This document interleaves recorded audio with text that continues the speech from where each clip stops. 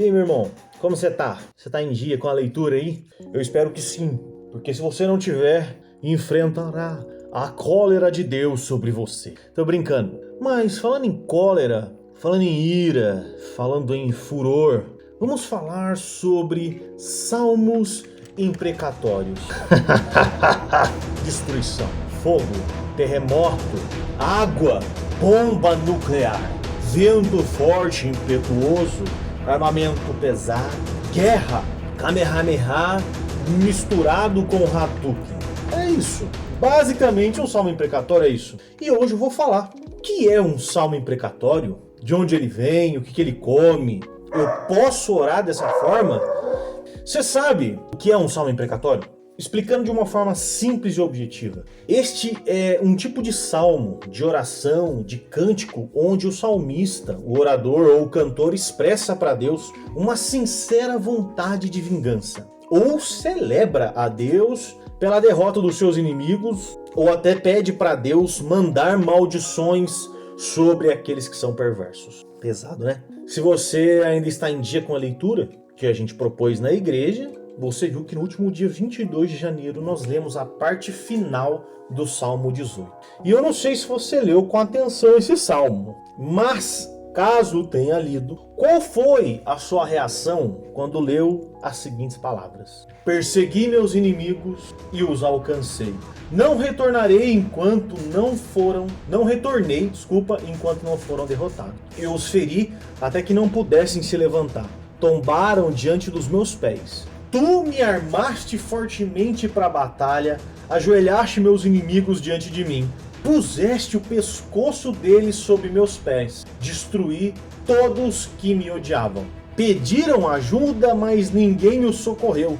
Clamaram ao Senhor, mas ele não respondeu.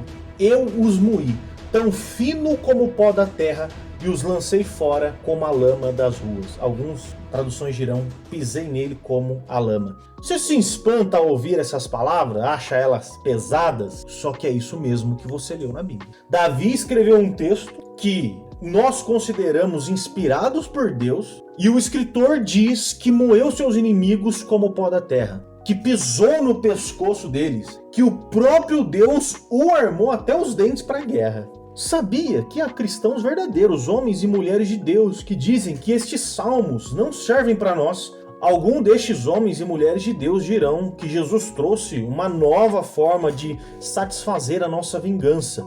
E o argumento deles é até bom. Alguns deles dirão assim, nós devemos olhar para Jesus e desviar nossa vontade de vingança para Ele.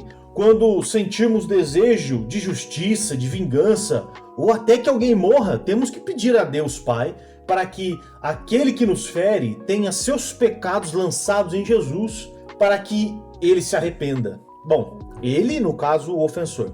Outros dirão até que esses salmos imprecatórios simplesmente já não servem para nós, porque eles estão no Antigo Testamento e Jesus já é bonzinho, está no Novo Testamento e é como se ele tivesse convertido o coração do Deus do Antigo Testamento. Como eu disse, o argumento de canalizar nossa ira, rancor e raiva e nosso desejo de vingança a Jesus, ele é até significativo, é bonito pensar assim, é até comovente. Um youtuber chamado Vitor Fontana, ele é muito bom, ele ensina teologia, ele nos dá a entender que Jesus é uma espécie até de substituto que recebe a punição dessas imprecações, ou a maldição do salmo imprecatório. É como se Davi tivesse desejando vingança e Jesus fosse o saco de pancadas que Davi dá suas porrada. Gente, embora isso seja muito bonito da parte deles, pessoalmente eu acho que isso aí não faz sentido nenhum. Uma das coisas que me faz perceber que estes salmos imprecatórios são de fato pragas rogadas aos perversos e que essas orações não são pecado, é que lá em Apocalipse capítulo 6, verso 10, o apóstolo João descreve uma visão onde ele vê no céu almas daqueles que haviam sido mortos como Marte da fé, e estes clamam debaixo do altar do Senhor. Até quando, ó soberano, santo e verdadeiro, esperará para julgar os que habitam sobre a terra e vingar o nosso sangue? Se acreditamos que no céu não tem pecado, a oração desses mártires que hoje estão no céu não contém pecado.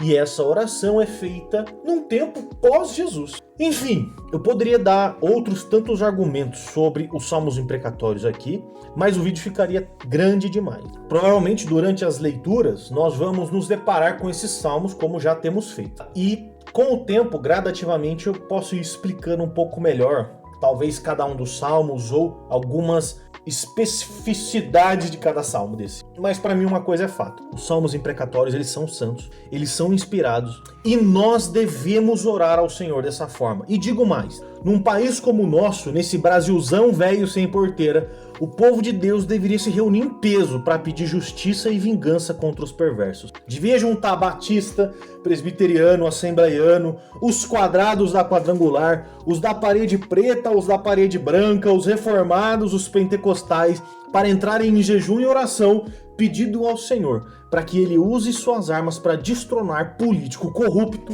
pastor ladrão, herege, vagabundo, estuprador e todo e qualquer crime hediondo que se tem por aí.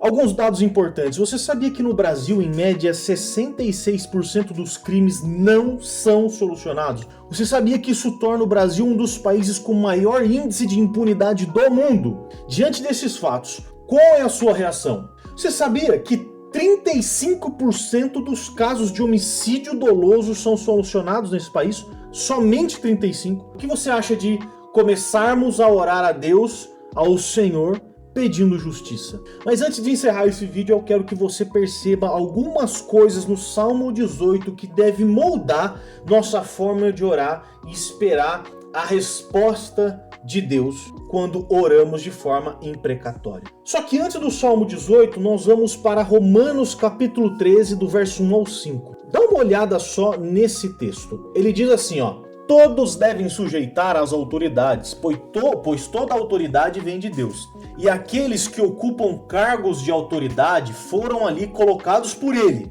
Portanto, quem se rebela contra a autoridade se rebela contra o Deus que a instituiu e será punido. Pois as autoridades não causam temor naqueles que fazem o que é certo, mas sim nos que fazem o que é errado. Se você deseja viver livre do medo das autoridades, faça o que é certo e elas o honrarão. As autoridades estão a serviço de Deus para o seu bem.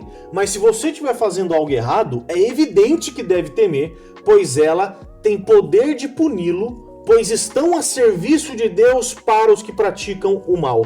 Portanto, sujeitem-se a ela, não apenas para evitar a punição, mas também para manter a consciência. Na versão NVI, o verso 4 diz assim, pois ela, as autoridades, são serva de Deus para o seu bem. Mas se você pratica o mal, tenha medo, pois a autoridade não porta a espada sem motivo. É serva de Deus, agente da justiça para punir quem pratica o mal. Um pouquinho antes, no verso 3 ou 2, vou ler a partir do 2 na NVI, tá? Portanto, aquele que se rebela contra a autoridade opõe-se ao que Deus instituiu, e aqueles que assim procedem trazem condenação sobre si. Pois os governantes não infundem terror aos que fazem bem, mas sim aos que praticam o mal. Você quer viver livre do medo da autoridade? Pratique o bem e ela o enaltecerá. Sempre que eu leio esse texto, eu lembro do Bolsonaro dizendo: é só você não roubar, não praticar latrocínio, não estuprar que você não vai pra lá.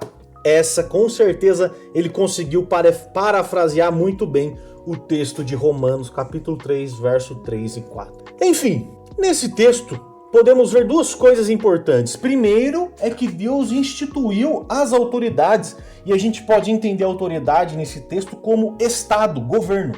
Esta instituição, Estado, que é instituída por Deus, é a ferramenta do próprio Deus para se vingar dos que praticam o mal. Resumindo as duas coisas, o Estado é de Deus e é por ele que Deus, na maioria das vezes, pune o que pratica o mal. Isso significa que a vingança ou a punição não vem do homem, mas do próprio Deus através do Estado. Essa informação deve retirar da sua cabeça, da minha cabeça, todo e qualquer tipo de maquinação para vingança com as próprias mãos. Ao mesmo tempo, você deve sim desejar vingança. Se alguém, por exemplo, bate no seu carro, você tem todo o direito de relevar essa batida. Mas caso queira resolver o problema com quem bateu no seu carro, você pode fazer isso de forma amigável. Agora, se isso não for resolvido de forma amigável, você pode buscar justiça através do Estado. Você terá as leis e o Estado para ser o seu vingador. Bom, lógico que este que eu acabei de falar é o cenário ideal, né? É o céu na terra. Só que o problema é que aqui é o Brasil. Aqui é o Brasil, como diz Toretto no filme Velozes e Furiosos. Que pensa num filme ruim, viu? Mas enfim, com isso em mente, vamos voltar para o Salmo 18. Não parece então contraditório? Vamos ler novamente o Salmo 18 rapidamente, a partir do verso 37 até o 42. Eu acabei de falar que o Estado é quem é o agente vingador de Deus. Só que olha o texto. Persegui os meus inimigos e os alcancei. Não retornei enquanto não foram derrotados. Eu os feri até que não pudessem se levantar. Tombaram diante dos meus pés. Tu me armaste fortemente para a batalha. Ajoelhaste meus inimigos diante de mim. Puseste o pescoço deles sobre meus pés. Destruí todos os que me odiavam. Pediram ajuda, mas ninguém os socorreu. Clamaram ao Senhor, mas ele não respondeu. Eu os moí tão fino como o pó da terra. Eu os lancei fora como a lama das ruas. Não parece contraditório com o que eu acabei de explicar sobre Romanos 13? Eu disse agora há pouco, como eu acabei de falar, que o meio pelo qual se vinga e pune o perverso é pelo Estado. Mas neste salmo, nós vemos Davi fazendo justiça com as próprias mãos. Pois é, Davi era o rei. Ele era o Estado. E através de Davi, Deus punia os perversos. Deus instituiu Davi sobre rei de Israel e deu para ele todos os aparatos para punir os inimigos. Gente, não há contradição. Eu sei que este é um assunto polêmico e delicado. Porém, que me perdoe os irmãos da Pombinha Branca, mas precisamos ser um pouco mais santos e justos e parar de passar pano para a perversidade do homem. O nosso Deus é santo e justo. O nosso Deus, ele é vingador. Neste livro de Salmos, eu acho que nada nos aproxima mais do grande dia do Senhor, do grande dia de vingança do Senhor, do que os salmos imprecatórios. Porque qualquer dia desses, o julgamento de Deus vai começar e nesse dia eu vou estar lá de camarote tomando açaí e glorificando a Deus pela sua santa justiça. Como eu disse antes, eu sei que esse é um assunto polêmico e que tem muitos irmãos que são crentes, estudiosos e que eu admiro, que acham um absurdo a minha posição diante desses salmos. Claro, também há outros tantos, acredito que seja até a maioria deles, que concordam comigo e acreditam até que eu peguei leve com as coisas que eu falei aqui sobre os salmos imprecatórios. Também sei que fica um monte de ponta solta, surgem dúvidas sobre o assunto. Então, enquanto essas dúvidas vão surgindo, talvez, quem sabe, quando vai aparecer nesses salmos imprecatórios, eu consiga explicar de forma gradativa o assunto. E para encerrar, eu quero lembrar vocês que o nosso Deus não é o Deus dos ursinhos carinhosos. O Deus dos ursinhos carinhosos, ele não existe. Amém? Até a próxima.